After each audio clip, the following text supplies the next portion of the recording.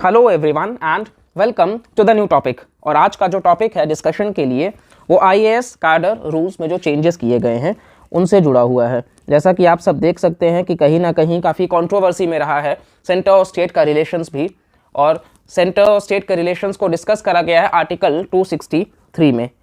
साथ ही साथ आपने देखा होगा सीएम ममता बनर्जी जिन्होंने लेटर लिखा प्राइम मिनिस्टर को, राजस्थान हो, ओडिशा हो, बहुत सारे स्टेट्स जो हैं लगभग 10 स्टेट्स के आसपास, वो अभी कहीं ना कहीं अगेंस्ट में आ रहे हैं ये जो रूल्स में अमेंडमेंट किए गए हैं उसके खिलाफ। यहाँ तक कि सीएम ममता बनर्जी का ये तक कहना है कि ये against the spirit of cooperative federalism के खिलाफ है, संघवाद का जो ढांचा है उसके खिलाफ है। अब किन बातों को ध्यान में रख करके इस बात को कहा गया है और एग्जाम के पॉइंट ऑफ व्यू से क्या रेलेवेंस है, स्पेशली जब मेंस की बात आती है, इवन प्रीलिम्स को लेकर के भी जो इंपॉर्टेंट पॉइंट्स बनेंगे वो हम बहुत डिटेल में इस वीडियो में डिस्कस करते हैं। चलिए आपको डायरेक्टली लिए चलते हैं कंटेंट पे। ऑल इंडिया सर्विसेज की बात करते हैं। तो जो ऑल इंडिया सर्विसेज है वो 3 कैटेगरीज में है। आईएएस, इंडियन एडमिनिस्ट्रेटिव सर्विस, जो मेजॉरिटी ऑफ द लोग सेलेक्ट करते हैं अपना ड्रीम जॉब यूपीएससी के फॉर्म में। साथ ही साथ आईपीएस, इंडियन पुलिस सर्विसेज, और आईएफओएस, इंडियन फॉरेस्ट सर्विसेज, इन तीनों का ही एग्जाम यूपीएससी के द्वारा कंडक्ट कराया जाता है। प्रीलिम्स का पैटर्न आप सभी को पता है सेम होता है, मेंस आईएफओएस का अलग होता है, फॉरेस्ट सर्विसेज का। अच्छा, यहाँ फॉरेन के साथ कंफ्यूज नहीं होना है, फॉरेन एक्सटर्नल अफेयर्स का मसला रहता है, लेकिन ऑल इंडिया सर्विसेज में आईएएस, आईपीएस और आईएफओएस होते हैं जो कि यूपीएससी एग्जाम कंडक्ट करवाता है। प्रीलिम्स, मेंस और इंटरव्यू का स्टेज होता है और बहुत से लोग प्रिपरेशन करते हैं और कहीं ना कहीं उनका ड्रीम जॉब भी होता है। Let's not go into that part. और राज्यसभा जो है वो ऑथोराइज करता है पार्लियामेंट को क्रिएट करने के लिए नए ऑल इंडिया सर्विसेज जो कि कॉमन होंगे both the centre and states as per article 312। तो ये प्रीलिम्स में डायरेक्टली क्वेश्चन आ सकता है कि किसके पास ये एक्सक्लूसिव पावर है क्रिएट करने का नए ऑल इंडिया सर्विसेज जो कि कॉमन होंगे बोथ सेंटर एंड स्टेट्स के लिए। तो वो राज्यसभा के पास है। और अगर आर्टिकल पूछा जाए तो आर्टिकल 312, ये आपको बिल्कुल ध्यान रखना है। चलिए नेक्स्ट अब आपको हम लिए चलते हैं फेडरल नेचर की तरफ। जैसा कि आप सभी को पता होगा केसी वियर के द्वारा इंडियन कॉन्स्टिट्यूशन को क्वासाई फेडरल कहा गया है। तो उसी तरीके से हमारे ऑल इंडिया सर्विस के जो ऑफिसर्स हैं उनका नेचर भी जो है वो फेडरल ही है, संघवाद का ढांचा है। अब वो किस तरीके से है, तो ऑल इंडिया सर्विस के जो ऑफिसर्स हैं उनको रिक्रूट किया जाता है यूपीएससी के द्वारा डायरेक्टली इनडायरेक्टली, जो कि यूनियन गवर्नमेंट का ही हिस्सा है क्योंकि वो रिस्पॉन्सिबल पार्लियामेंट को होते हैं, तो सेंट्रल गवर्नमेंट के पॉइंट ऑफ व्यू से। और उनका जो सर्विसेज है वो अलॉट किया जाता है अंडर वेरियस स्टेट कार्डर्स, अलग अलग स्टेट के कार्डर्स के पॉइंट ऑफ व्यू से उनको प्रेफरेंस दिया जाता है। रिक्रूटमेंट कौन करता है, यूनियन गवर्नमेंट, और सर्विस कहाँ देते हैं, स्टेट गवर्नमेंट्स में जाकर के, ये आपको ध्यान रखना है। और department of personnel and training DOPT जो है वो कार्डर कंट्रोलिंग अथॉरिटी है आईएएस ऑफिसर्स का। ठीक है, आईएएस ऑफिसर्स का अगर कार्डर चेंज करना है, राज्य राजस्थान में अगर है और अगर उनको गुजरात में करना है या फिर केरल में है और तमिलनाडु में करना है, तो ये department of personnel and training जो है वो कार्डर कंट्रोलिंग अथॉरिटी होगा आईएएस ऑफिसर्स के मसलों से जुड़ा हुआ। कार्डर कंट्रोलिंग अथॉरिटी जो डेप्यूटेशन के लिए भेजे जाएंगे आईपीएस और आईएफओएस, वो ministry of home affairs IPS के लिए और एनवायरनमेंट मिनिस्ट्री आईएफओएस के लिए। ठीक है, खैर पुलिस जो है वो स्टेट लिस्ट का हिस्सा है under the 7th schedule of the Indian constitution, जिसमें यूनियन लिस्ट, स्टेट लिस्ट और कंकरेंट लिस्ट बताया गया है। जिसपे यूनियन लिस्ट में पार्लियामेंट का एक्सक्लूसिव पावर होता है, स्टेट लिस्ट में स्टेट गवर्नमेंट का एक्सक्लूसिव होता है और कंकरेंट में दोनों के पास ही होता है। लेकिन अगर स्टेट गवर्नमेंट का लॉ बना हुआ है लेकिन अगर पार्लियामेंट उस पर लॉ बनाता है तो ओवरराइडिंग पावर जो है वो पार्लियामेंट के पास होगा। ठीक है, चलिए अब आपको नेक्स्ट लिए चलते हैं शॉर्टेजेस ऑफ आईएएस ऑफिसर्स। अगर आप सब बहुत से लोग यूपीएससी की प्रिपरेशन कर रहे होंगे तो आपने सिर्फ इसी से अंदाज़ा लगा लिया होगा कि जो वैकेंसीज हैं वो कम होते चली जा रही हैं, जो ट्रेंड है कम होने का वो कंसिस्टेंटली आप देखिएगा कि गिरते जा रहा है वैकेंसीज। तो इससे आप समझ सकते हो कि कहीं ना कहीं जब वैकेंसीज ही कम आएंगी तो जाहिर सी बात है शॉर्टफॉल तो देखने को मिलेगा आईएएस ऑफिसर्स का। साथ ही इस वजह से कहीं ना कहीं ये जो प्रेजेंट सेंट्रल गवर्नमेंट है वो लैटरल एंट्री को भी प्रमोट कर रहे हैं। लैटरल एंट्री का मतलब आप सभी को जनरली पता होगा कि सपोज अगर कोई प्राइवेट सेक्टर में भी काम कर रहा है और वो 15 से 20 साल तक काम कर रहा है, उसको एक एक्सपीरियंस है और वो वेल स्पेसिफिक सेक्टर में है, जैसे कोई अगर वाटर मैनेजमेंट में बहुत अच्छा काम किया है या फिर कहीं ना कहीं डिजास्टर मैनेजमेंट में, तो कहीं ना कहीं उसका डायरेक्ट रिक्रूटमेंट हो जाएगा आईएएस ऑफिसर के पोस्ट के लिए। खैर साथ ही ये जो शॉर्टेज है वो कंटिन्यू रहता है डेप्यूटेशन के लिए भी, और ये चीज़ कहीं ना कहीं देखने को आपको मिलता जाएगा। अब ये डेप्यूटेशन टर्म क्या है, ये आपको हम इस वीडियो में ही आगे देखते चलेंगे। डेप्यूटेशन के रूल्स की बात कर लेते हैं। अब डेप्यूटेशन का मतलब आपको अगर हम सरल भाषा में बताएं तो जैसा कि हमने देखा कि आईएएस ऑफिसर्स का रिक्रूटमेंट यूनियन गवर्नमेंट करती है यूपीएससी के एग्जाम से, लेकिन उनको सर्व कहाँ करना पड़ता है, अलग अलग स्टेट गवर्नमेंट में। कार्डर्स डीओपीटी देखता है, department of personnel and training. लेकिन कई दफ़ा अब एग्जाम कंडक्ट करवा रहा है यूनियन गवर्नमेंट, लेकिन यूनियन गवर्नमेंट के पास में तो अपना कोई आईएएस आईपीएस नहीं है ना, उनके पास भी तो काम होता है। कहीं ना कहीं फॉरेन अफेयर्स का कुछ मसला हो गया, एनवायरनमेंट से जुड़ा कुछ मसला हो गया, डिजास्टर मैनेजमेंट हो गया, वाटर मैनेजमेंट हो गया, क्लाइमेट चेंज से जुड़ी बातें हो गई, तो उनको भी नोडल ऑफिसर्स चाहिए जो कि स्पेसिफिक सेक्टर में बहुत अच्छा नॉलेज हो सकता है उनके पास वो ऑफिसर्स ना हो, क्योंकि वो ऑफिसर्स आएंगे कहाँ, वो तो सर्व करने के लिए स्टेट गवर्नमेंट में जा रहे हैं, तो उनको भी वो ऑफिसर्स की ज़रूरत होती है। और इस वजह से एक डेप्यूटेशन बनाया गया है कि ये स्टेट गवर्नमेंट के जो ऑफिसर्स होंगे, जो आईएएस आईपीएस होंगे, उनको बुलाया जाएगा टाइम टू टाइम कि वो सर्व करते जाएं, स्पेशली आईएएस ऑफिसर्स को, कि वो सर्व करें सेंटर के लिए आकर के, और कहीं ना कहीं वो पॉलिसीज़ फ्रेम करने में वो हेल्प कर सके। ठीक है, और इस चीज़ में कहीं ना कहीं अभी तक जो होता था वो स्टेट गवर्नमेंट प्रिवेल करता था। जैसा कि आपने 2001 में जब सीएम जयललिता जी थी तो भी ये कंट्रोवर्सी हुआ था करुणानिधि के साथ में, और मतलब वो पॉलिटिकल बायसनेस में हम नहीं जाते हैं, लेकिन तब भी यही हुआ था कि जो मतलब आईएएस ऑफिसर को बुलाया गया था तो उन्होंने रिजेक्ट कर दिया था। रिसेंटली 2020 में कहीं ना कहीं आपने देखा होगा कि सीएम ममता बनर्जी जो हैं वो कैबिनेट सेक्रेटरी जो आईएएस ऑफिसर थे वेस्ट बंगाल के, बंदोपाध्याय कुछ उनका नाम था, अलन बंदोपाध्याय शायद, तो उनका भी रिटायरमेंट का जिस दिन था उसी दिन सेंटर ने कहा कि हम 3 महीने का रिलैक्सेशन देते हैं आपको, आप सर्व करिए डेप्यूटेशन ऑफिसर के लिए। लेकिन उस चीज़ को कहीं ना कहीं स्टेट गवर्नमेंट ने टोटली रिजेक्ट कर दिया, खारिज कर दिया, और ये पावर स्टेट गवर्नमेंट के पास में उस वक्त ज़्यादा था, और इसमें एक आईएएस ऑफिसर कुछ कर भी नहीं सकता, वो महज पिस के रह जाता था। तो ये जो सेंटर और स्टेट के बीच में टसल चल रहा होता था, उसमें एक आईएएस ऑफिसर का आप डायरेक्टली इनडायरेक्टली कहिए तो ग्रोथ भी रुक जाता था, क्योंकि वो जब सेंटर के लिए काम करेंगे, अब जॉइंट सेक्रेटरी और एडिशनल सेक्रेटरी और इवन साथ साथ कैबिनेट सेक्रेटरी, खैर उन सभी में हायरार्की बना हुआ है अपना अपना, 10 साल 15 साल 20 साल 25 साल उसके हिसाब से, तो वो वर्क प्रेफरेंस बिल्कुल ज़रूरत होती है। खैर डेप्यूटेशन रूल्स पे आते हैं अपने वापस से टॉपिक पे। होप आपको डेप्यूटेशन का मतलब समझ आ गया होगा कि सेंटर जो है वो time and again in officers को बुलाती है, और ये ऑफिसर्स जो हैं फिर वो जा करके सेंटर के लिए वो काम करते हैं और फिर वापस अपने अपने कार्डर में आकर के अपना रोल परफॉर्म करते हैं। तो ये जो मेंशन किया गया है उसी रूल में कि 40% ऑफिसर्स जो हैं वो डेप्यूटेशन के लिए होने चाहिए, सेंटर डेप्यूटेशन के लिए। अगर 100 ऑफिसर्स हैं आईएएस में तो 100 में से 40 जो होने चाहिए वो सेंटर के डेप्यूटेशन के लिए फिक्स्ड होने चाहिए। हालांकि ये जो है वो आंकड़ा कभी टच किया ही नहीं। ईयर 2011 में अगर आप देखिएगा तो ये 25% था, और 2020 में तो ये 18% आ चुका था, मतलब 40 का हाफ से भी कम था। तो 2020 तक ये 18% पे आ चुका था। और टाइम एंड अगेन आप देखिएगा तो भारत में 5200 आईएएस ऑफिसर्स हैं, जो सिर्फ उनमें से 458 डेप्यूटेशन के लिए गए हैं।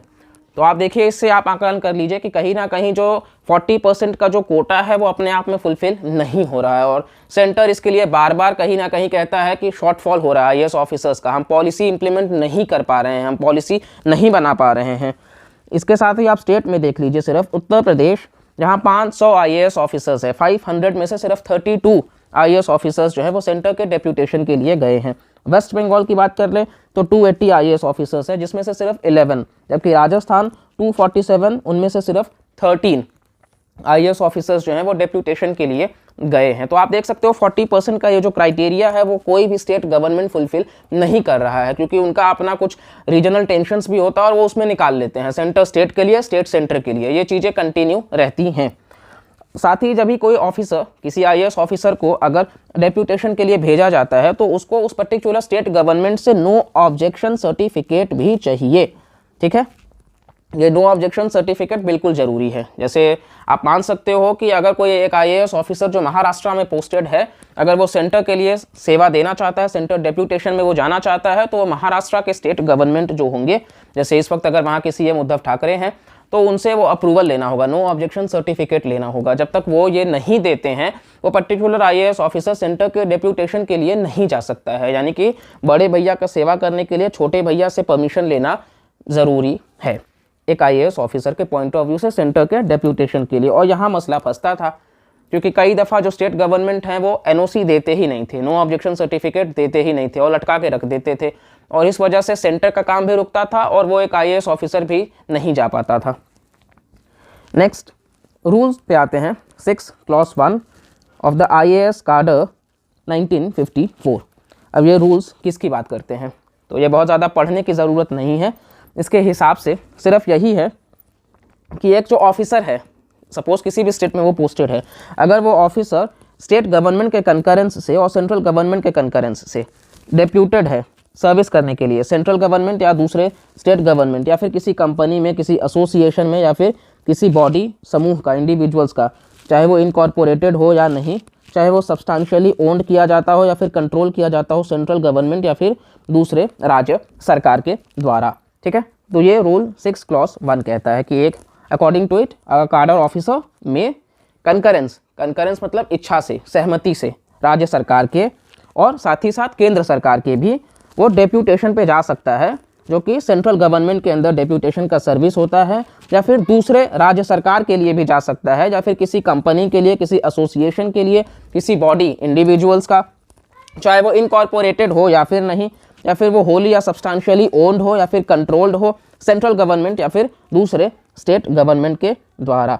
चलिए, इन केस अगर कोई डिसएग्रीमेंट हो जाता है, मान लीजिए कुछ डिसएग्रीमेंट हो जाता है, मामला नहीं बनता है, तो जो मैटर होगा वो डिसाइड कौन करेगा, सेंट्रल गवर्नमेंट करेगा और राज्य सरकार भी करेगा, या फिर राज्य सरकार करेगा, जिसको डिसीजन जो है इफेक्ट में लाया जाएगा सेंट्रल गवर्नमेंट के द्वारा। ऐसा कुछ कंक्रीट यहाँ पे नहीं हम निकाल सकते कि किसी के पास ओवरराइडिंग पावर है, लेकिन डेप्यूटेशन रूल में हमने देखा कि ज़्यादातर बेनिफिट जो है वो स्टेट गवर्नमेंट को मिल रहा था।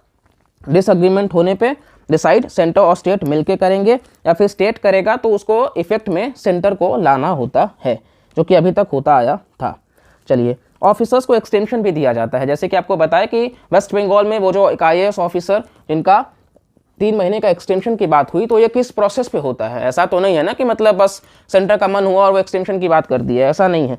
Rule 16 clause 1 of death come retirement benefit, DCRB जिसको कहते हैं, तो वो जो रूल है वो कहता है कि अगर कोई मेंबर जो है वो डील कर रहा है बजट से जुड़ा हुआ काम, बजट यानी कि annual financial statement under article 112, यही कॉन्स्टिट्यूशन में मेंशन है, तो अगर वो उस पर्टिकुलर काम को डील कर रहा है या फिर वो फुल टाइम मेंबर है किसी कमिटी का, तो उसको एक्सटेंशन दिया जा सकता है सर्विस का 3 महीने के लिए सेंट्रल गवर्नमेंट के अप्रूवल से। ठीक है, इसी वजह से सेंटर ने कहीं ना कहीं ये प्रस्ताव भेजा था।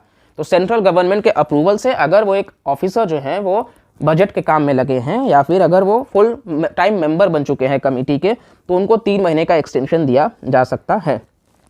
अगर कोई एक ऑफिसर जो पोस्टेड है चीफ सेक्रेटरी किसी स्टेट का, जैसे हमने वेस्ट बंगाल के कंटेक्स्ट में देखा, तो ये एक्सटेंशन 6 महीने तक के लिए भी दिया जा सकता है। तो ये आपको ध्यान रखना है एक्सटेंशन के पॉइंट ऑफ व्यू से। 3 महीने का क्लॉज अगर वो मेंबर जो है वो बजट का काम कर रहे हैं या फिर फुल टाइम मेंबर हैं, और 6 महीने का क्लॉज अगर वो चीफ सेक्रेटरी हैं उस राज्य के। ठीक है, अब 2020 में department of personnel and training ने कुछ नॉर्म्स को बदले, क्योंकि कहीं ना कहीं सेंटर को ये समझ आ रहा था कि ये स्टेट जो हैं वो रिलक्टेंट ही नहीं है, विलिंगनेस ही नहीं शो कर रहे हैं कहीं ना कहीं कि वो भेजें इन पर्टिकुलर IAS ऑफिसर्स को सेंट्रल के डेप्यूटेशन के लिए।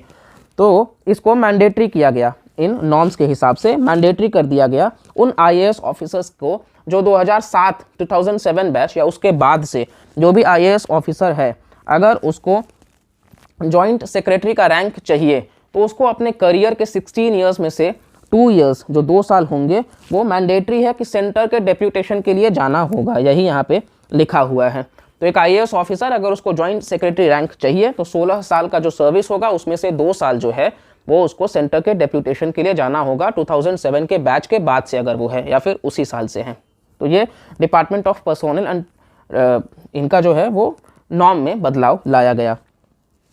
अब इसी के अलावा आप जैसा कि जानते हो कि आपने सुना भी होगा कि great power comes with great responsibility, तो ये आपको कहीं ना कहीं बिल्कुल आप कह सकते हो कि ये काफ़ी सारी इश्यूज जो हैं वो मतलब चल रही हैं और आर्टिकल 263 में centre state relations, Sarkaria commission, Punchhi commission, ये भी सेंटर स्टेट रिलेशंस को ही डील करते हैं। और आप कह सकते हो कि कहीं ना कहीं ये क्वासी फेडरल के खिलाफ जा रहा है, against the spirit of cooperative federalism के खिलाफ है। तो इन सभी बातों को कहा जा सकता है। Well, father of civil services जो है वो लॉर्ड कॉर्नवालिस को कहा जाता था, इस बात का आपको ध्यान रखना है। और जो फर्स्ट इंडियन सिविल सर्विस हैं वो सत्येंद्र नाथ टैगोर जी हैं, जिन्होंने 1864 में इस एग्ज़ाम को क्लियर किया था। अब अपॉइंटमेंट्स कमेटी की बात कर लेते हैं, कैबिनेट का। तो ये एक एक्स्ट्रा कॉन्स्टिट्यूशनल है इन इमरजेंस। एक्स्ट्रा कॉन्स्टिट्यूशनल मतलब कि संविधान में इसका जिक्र नहीं है, ना ही ये स्टैट्यूटरी है, इस वजह से एक्स्ट्रा कॉन्स्टिट्यूशनल है, ठीक है। हालांकि रूल्स ऑफ बिजनेस जो है वहाँ पे प्रोवाइड कराया जाता है इसके एस्टैब्लिशमेंट को। रूल्स ऑफ बिजनेस में इसका जिक्र है, ऐसा नहीं कि कहीं पे भी जिक्र नहीं है।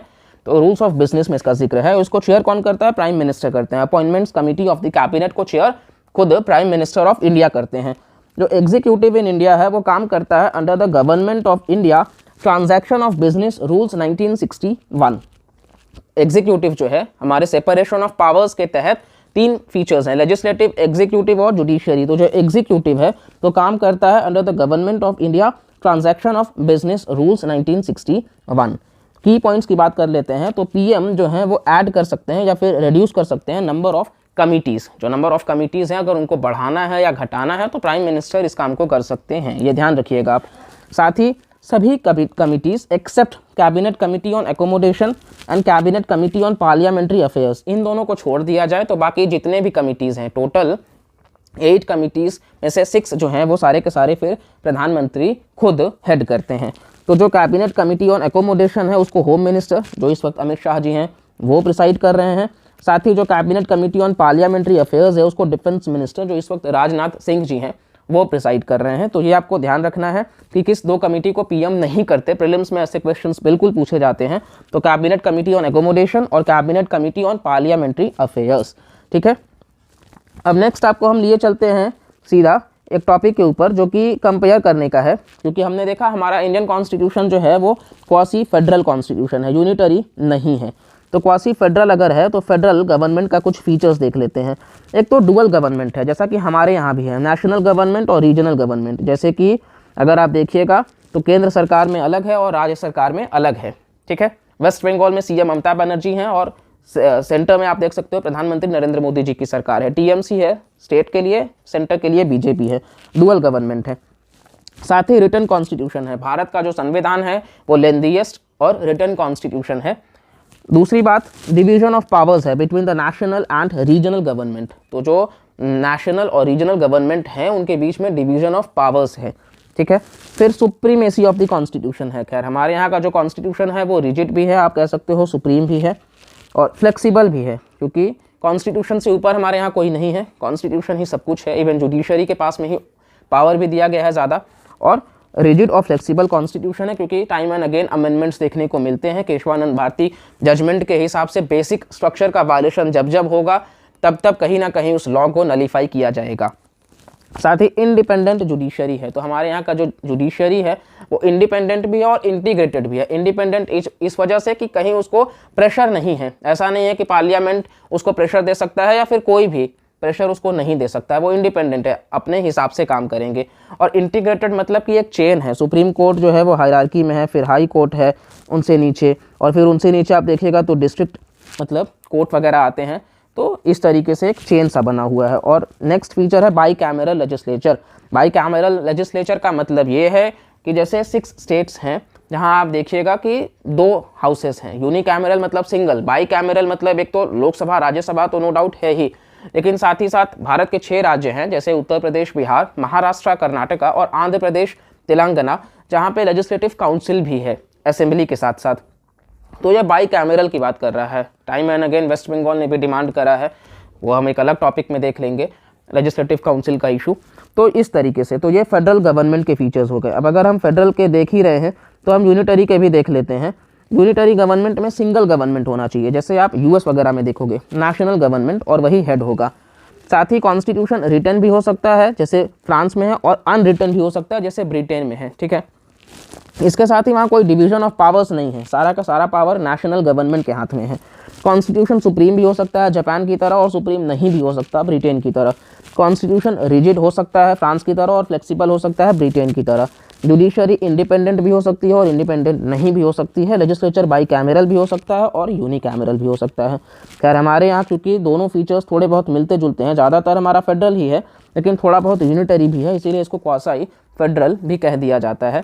तो ये पॉइंट्स आप प्रीलिम्स के लिए ध्यान रखिएगा कि फेडरल गवर्नमेंट के फीचर्स या फिर यूनिटरी के फीचर्स पूछ लिए जाते हैं, तो इस वजह से कहीं ना कहीं हमने इन पॉइंट्स को भी डिस्कस कर लिया।